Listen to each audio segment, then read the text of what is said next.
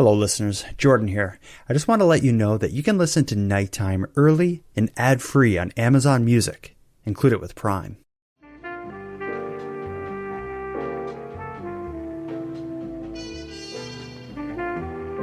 You are tuned to the Nighttime Podcast, focused on the fringe of Canada.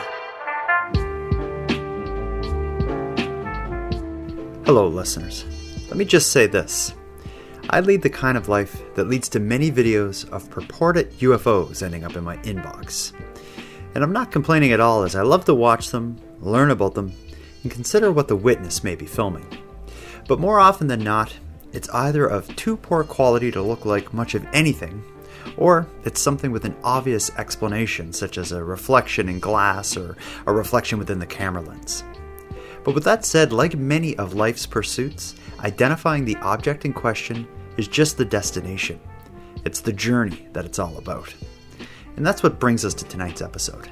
Unexpectedly, but not completely surprisingly, I received an email from a very excited lady from Quebec who claimed to have filmed some odd objects hovering in the sky near her home. She didn't believe they were planes, nor helicopters, but they were something very unique, and she asked for my opinion on the footage. The video, which I've since enhanced and added to the Nighttime YouTube channel, shows several very bright, slow-moving objects traveling above the Ottawa River.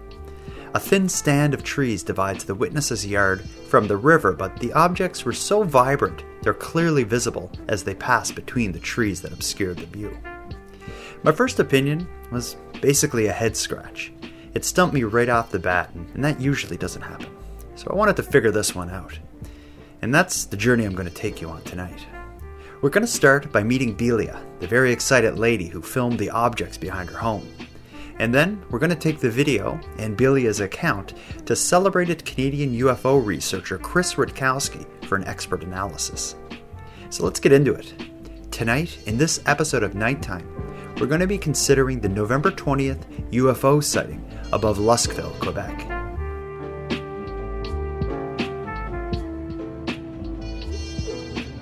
That's beautiful. And they're just floating in. Yeah. There's so many. I need to go down. Can we? Oh, shut up, Kevin. Wait. This is amazing. What?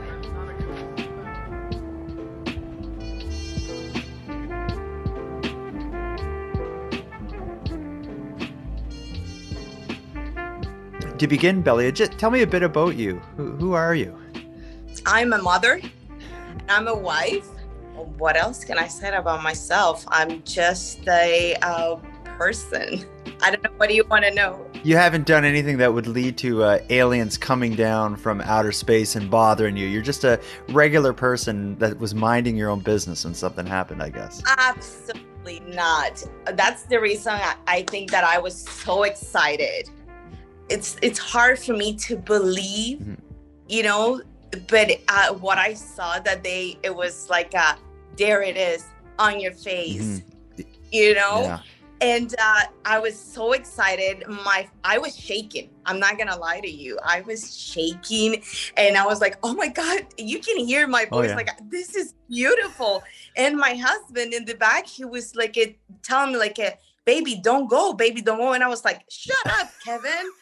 It's so rude, but I was honestly super excited to experience that. Yeah, you can hear it in the video. Let me ask you this: is before this situation that you encountered a few days back, did you have any interest in like UFOs or weird lights in the sky? Was this something you're into, or did this just happen? Absolutely not. No. Like my husband is more like he loves to hear about aliens and UFOs. That particular day, me and him, we were like two kids, trying to figure it out. What is that? What is? And he's the one who's like stand up and say like, baby, that isn't it's not an airplane and it's not a helicopter. Definitely not. And I was like, are you kidding me? Are you kidding me? So I start shaking. Very cool. So this happened, I think, about 4 days ago, November 20th. Why don't you tell me a bit? Yeah. And it happened in an area called Luskville, Quebec, if that's the Yeah. pronunciation. I don't know the area. Where Yeah. would that be? Like, what part of Quebec is that? It's Gatineau. Okay. Yeah. Which my geography's terrible, but that's not far from Ottawa, right? I'm 27 minutes away from Ottawa. Okay, I got you. And so this scene takes place in it's like in your backyard, and it looks like there's kind of like a pool, then a couple trees, and then there's a river behind your property. Am I getting that right? That's kind of Yeah. what I get from the video. Yes. Okay, so walk me through like what you were doing out there and what you saw. Like what's the scene before this video starts? We were like just having supper. We just saw those lights and we didn't hear anything. So it was so like, what is it? What is it? And we started like trying to understand all those lights because they were moving from right to left and then left to right. And my eyes, they were like trying to figure it out. What is it? So, and it's hard to tell from the video, but to me, it looks like the lights aren't very far away. It's almost like they're above the water, maybe behind the tree line. That's kind of how it looked to me. Could you get a sense of how far they were away from you? I like the way I see it, it was like on the river. I'm not so far, and that's why I was like telling my husband I need to go down. I said it on the video because my intention was like going actually to the river and get close to the lights. That river or lake behind your house that these lights were hovering above, is that an area where people, like, was there a lot of recreational activity where there'd be like boats and stuff moving around there? Like what's the... It's like a summertime. Yes, it is very busy, but we can't see anything because, you know, all the leaves of the trees. So we don't have access to see the river just in the winter time. Okay. Because leaves. So obviously we can see it. And this, the video you sent me, I think you said you shot it around like 5:30, 6 o'clock. Yes. At night. Okay. It's very dark, I guess, because it's the time of year. It becomes dark at 4:30 where I'm at in Nova Scotia. So sure, it's similar there. But no, the video ends with just as you described it. You seem to be wanting to go down to the water to get a closer look. We hear your husband trying to talk you out of it, and it's the difference in tone between you and him. You're so excited, and I can hear he's like, don't go down there. Like, what are you thinking? How does this end? Like, the video stops. I'm guessing the objects continue on, or like how did you lose sight of them? I stopped running to my car. I went to my car, and that was like I think like my second mistake. My first mistake, it was just listening to my husband telling me, don't do it, please just stay here. And the second mistake, it was like run into my car and get in like me and my kids, you know, to go to the river.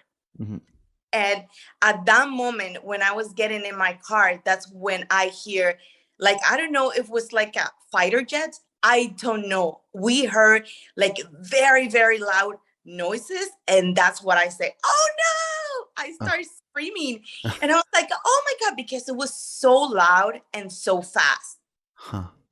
So when me and my daughter, we went down to the river in my car. So I just saw like a one light. So the rest gone. That's interesting. So you see them, you consider going down to the water. You don't do that. Instead, you get in your car. As you're getting in the car, you hear the loud sound. By the time you get down to the water and just see the one object, like how long did it take you to drive there? Are we talking a matter of minutes?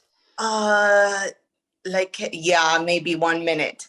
Okay. And can you when you get down closer to it, could you get a sense of what it was, or did it appear to be something large, or could you just see the light? Like, describe what exactly you saw with the naked eye. I just see the light. It was no sounds again.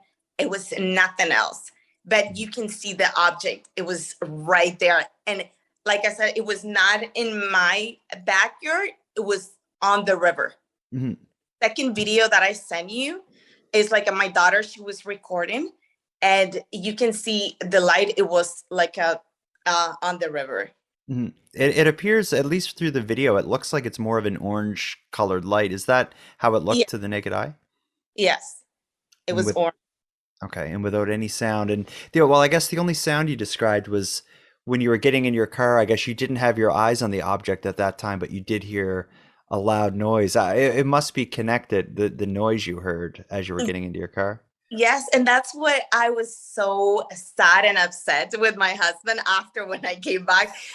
Did you see what happened here? You stopped me from going to the river, and then I was running to my car and I missed all that. Jordan, that was my moment, you know? Uh-huh. And why do you think he got concerned? Because like you said in the video, you're excited and you're ready to like charge down to the water and see this. He's worried about you. Why do you think he didn't want you to go down there? Because he said that you don't know what it is. You don't know if they're going to take you. But this is the funny part. I said, baby, they will send me back. I promise you.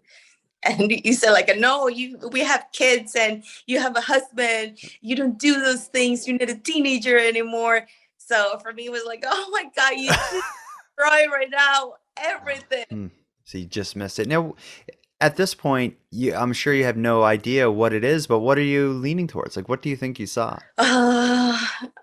It's very sensitive, to say that probably it was UFOs. It's sensitive. I saw like maybe not UFOs, but at this point, I think that's what it was.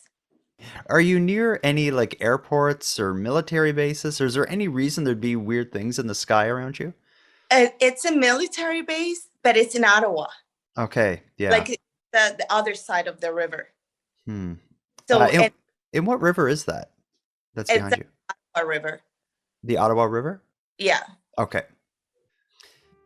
Yeah, but the next step here is I'm going to bring the video and the additional detail you were able to share with me to a prominent Canadian UFO researcher, and I'm going to get his opinion on what he thinks this may have been, and I'll check back with you and let you know what he had to say. Yes, that's going to be very excited. Thank you so much. Have a good one.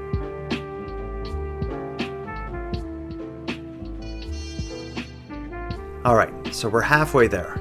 At this point, we spoke with the witness, Belia, and have a pretty good understanding of how this all unfolded from her point of view.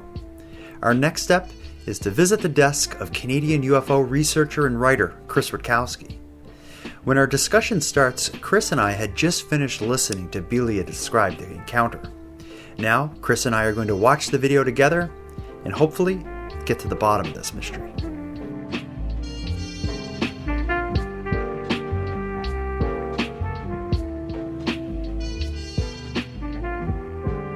Chris, what makes you someone whose opinion we should take seriously on what may or may not be in this video? What's your background on this?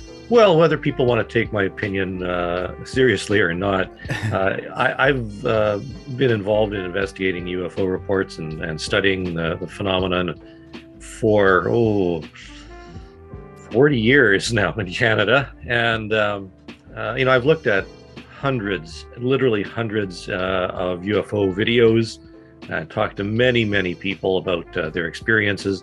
So I have a good sense of what has been reported, and the fact that it makes such a profound impression on so many people suggests that even if it's not a physical phenomenon, it's something that should be studied, because it's a very personal phenomenon, something that is part of our social makeup. And it's an important aspect of who we are as humans. So I have to say that in most cases, the videos themselves and the UFO photographs don't offer enough information to properly explain things. In fact, the best we can say is, I don't know, because the typical cell phones that we have, one of the big questions people have is, if UFOs existed, how come we wouldn't have good videos if everybody has a cell phone taking photos all the time? Well, the problem is your cell phone is not designed to take videos of lights in the sky, no matter how distant or how close they are. It's just not made for that. And so what we end up getting is a lot of videos of black sky with little tiny dots of light. And when you zoom in, that does all sorts of interesting things to the image itself. So we do get the videos, but they don't offer any proof of anything that was there. So I'm interested in what this is that this woman had taken a video of. Yeah, and now the area, I'm not familiar with Luskville, Quebec, but when I did a Google search, I found other results of UFO sightings being reported in that area. Let me ask this: Are you familiar with Luskville, Quebec, which is near Ottawa on the Quebec side? And if so, is there any history of UFOs there? And also on that same point, Quebec compared to the rest of Canada, is that a bit of a UFO hotspot anyway? Well, yeah, I actually had spent some time in Gatineau. It's just north of Ottawa. It's very, very close to where a lot of political stuff has occurred in terms of reconciliation and so forth. Meech Lake, for example, is in that area. And the Ottawa River, it's very large at that point. In fact, from the description that I was listening to, she said it was sort of looked like it was over the river, which means it was on the Ontario side, because she was obviously looking south or southwest. And we do get reports of aircraft flying in, because that's actually the main flight path coming from Western Canada. They actually fly over the Great Lakes and come in to Ottawa from the west, literally over the river. So, my first reaction is, yeah, we do get reports like that, but it's curious as to what there might be. In fact, that area, that Luskville, is very close to where back in the 1960s, I think it was 61, where a large chunk of metal was found in the river itself, and thought to have been from an alien spacecraft, and had been actually tested at the National Research Council and taken a good look at by some Ottawa flying saucer clubs back in the 60s. So it's had some reputation over the years. Okay. Now I'm going to try to send you this video. It's 46 seconds long, and what you see in the video is she's kind of on her back step. The camera is pointed near kind of the tree line that divides her property from the Ottawa River. Okay. Oh, there's the ding. Okay. Okay, let me take a look at this here.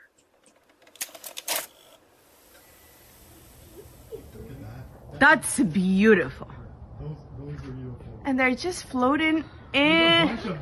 Yeah. Definitely looks slow, yeah. Do we meditate now? No, it's not. Ah, I see. Okay.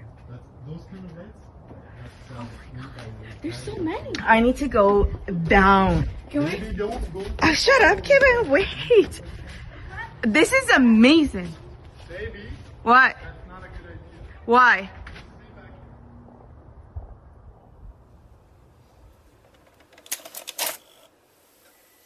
So what you've just watched a video. I know what you mean by like a lot of the UFO videos you see are just this far away light, and there's no context or perspective or anything, because it's just a camera pointed out of focus at the sky. In this case, the object is close enough to the ground that we still get to see like the swimming pool and the trees, so we get kind of a sense of where it is and how big it is. What is your initial thoughts looking at this? Well, it's interesting that that you asked me about this, because earlier today, I had looked at a video that had just been posted, I think from MUFON, of something that looks identical to this. And I don't think it was from Quebec or Ontario, though. I'll have to check on that. But it's these lights that are slowly, very, very bright, very, very bright, moving slowly downward in the view. And it turned out in that case that was a flare drop by a military exercise. And we do know that in the area around Ottawa, that the military has conducted flare drops as a part of regular exercises. And they look exactly like they're very brilliant orangish objects that move slowly down. In fact, so bright you can't actually see the aircraft that drop them, but in some cases you can. And I'd say it has to look exactly like that, and that's what this reminds me of. Mhm. And would like a flare drop for a test exercise, like where she's filming this, it looks like whatever this light is, it's right above the river, Mhm. the Ottawa River. Would it make sense to do a flare drop above a river, maybe just so it's not landing in the woods? Absolutely, and it's hard to tell how far away it is, but there's no question. I mentioned the Ottawa River is really wide right there. We've had flare drops very similar to this over Lake Winnipeg, similarly over CFB Comox out in BC over the channel, and certainly out in Nova Scotia as well, just over the Mhm. ocean. So this looks really much like a flare drop. It has the visual characteristics of one. Mhm. Now, I'm not sure. It'd be a matter of checking to find out if there had been a flare drop that night of any military exercises. But this looks identical to some flare drops that we've had in the past. So I'd lean in that direction. Interesting. And what surprised me is how bright the light Mhm. is. Like there's at one point as the light is moving across, like from behind the trees, it almost looks like it's a spotlight Mhm. shining at her. Like how bright would a flare be in a night Oh, sky? Like would it be? very, very bright. As I mentioned, the flares themselves outshine the lights on the plane in most cases, Mhm. because of course they have to illuminate the ground or the surface of the water or whatever, if they're looking for boaters, for example. And these flares, I don't know how many lumens they are, whether they're 10,000 or 20,000 lumens or something like that, but they have to be very, very bright. They've got some magnesium in there, so they're going to be just brilliant. Mhm. And one other thought about the idea of it possibly being a flare is like when I think of a plane dropping a flare, I don't know a lot about this, but does it just drop it dead weight, like, and it would just fall straight down? Because in this case, in the video, these objects are really slowly kind of gliding. Like, would a flare have like something to prevent it from just falling straight down? Absolutely, it does have a lot of buoyancy, so Mhm. it will take some time to drop to the ground, and that's what we see. We see this slow movement down at an angle, and again depends on the wind. If we were Mhm. looking towards the southwest, that would mean that the wind was coming from the east somehow, and that was driving it towards the west. So that's my best guess as to what I see Okay. simply from looking at the video. And I haven't spoken to. I listened to the video, but I didn't have a chance to speak to her.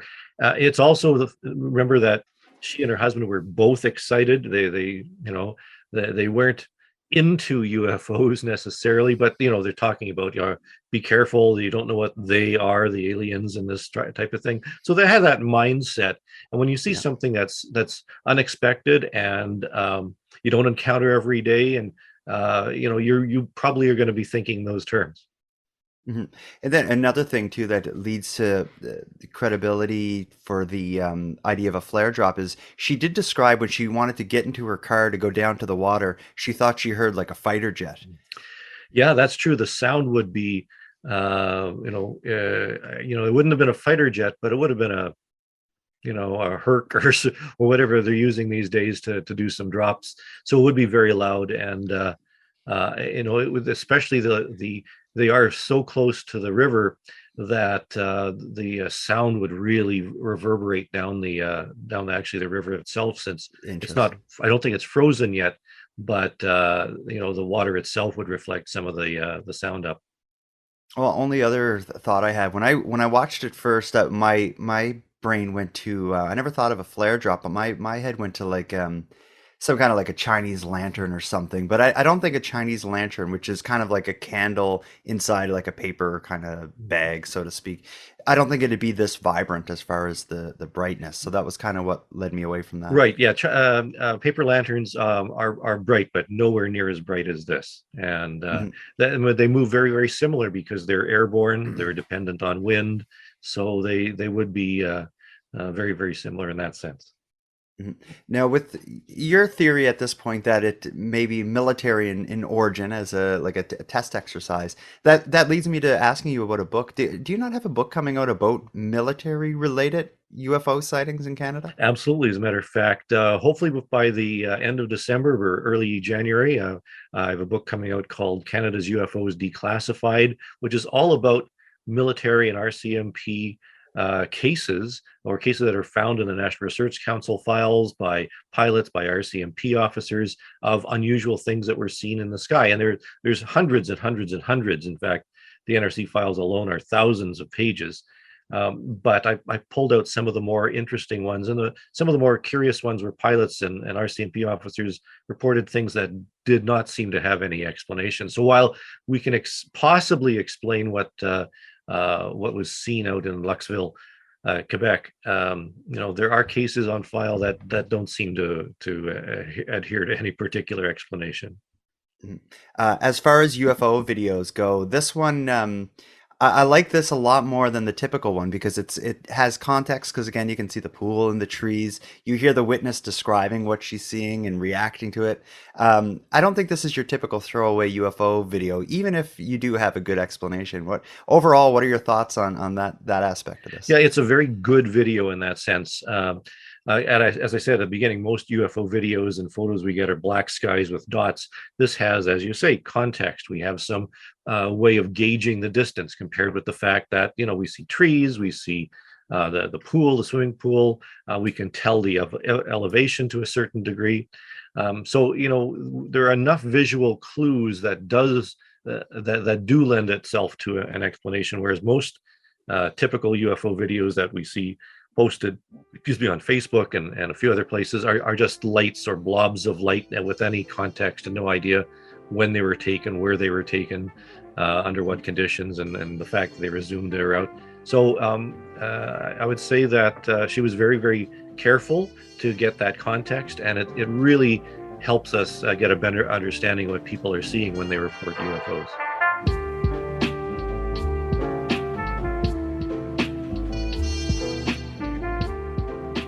I want to thank you for joining Belia, Chris, and I for our long-winded response to the question, what was in the sky above Luskville, Quebec on November 20th? In considering Chris's theory and watching videos of confirmed flare drops, I'm going to agree with his explanation. But then again, in considering Belia's excitement, I'm also going to agree that unexplained objects in the sky, in the water, or anyone else for that matter, makes the world a much more beautiful place. If you're interested in seeing the video in question, I have added it to the Nighttime Podcast YouTube channel and included a link in the episode description. And with that, I'll begin to wrap up this episode of Nighttime, but before we part, I want to give some thanks. First, a big thanks to Belia and Chris for sharing an evening with me and with the listeners of Nighttime. Next, a big shout out to Monty Data for contributing the music for this episode. It's a piece called Noir Tokyo. And lastly, a massive thanks to everyone who listens to Nighttime, as without your interest and your support, this show would be as pointless as it would be impossible. But with that said, keeping the show alive is and has always been an uphill battle. So if you want to help take a bit of weight off the show's back, please listen on the premium feed. Not only does it make the show possible, it'll also give you more of each episode than you'll find here on the free feed, as I'm adding exclusive content regularly. So for about the price of a cup of coffee, help the show out and give yourself more of it at patreon.com/nighttimepodcast. And on the topic of the premium feed, let me thank the newest subscribers, Rebecca and Laura. Thank you for going premium. And for anyone else who'd like to support the show, you can give me a big hand by simply sharing this episode on social media and letting like-minded friends know what we're doing here. If you have any story ideas or if you want to give feedback on the show, find me at nighttimepodcast.com/contact or on social media. I use Facebook, Twitter, Instagram, and of course, I'm often live on the Nighttime Podcast YouTube channel.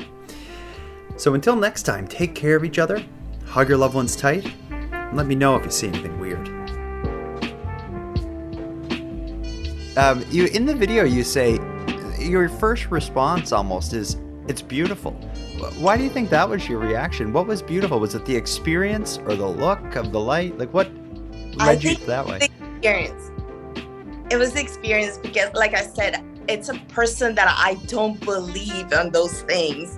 And now I see something that is, oh, wait a minute, it can be.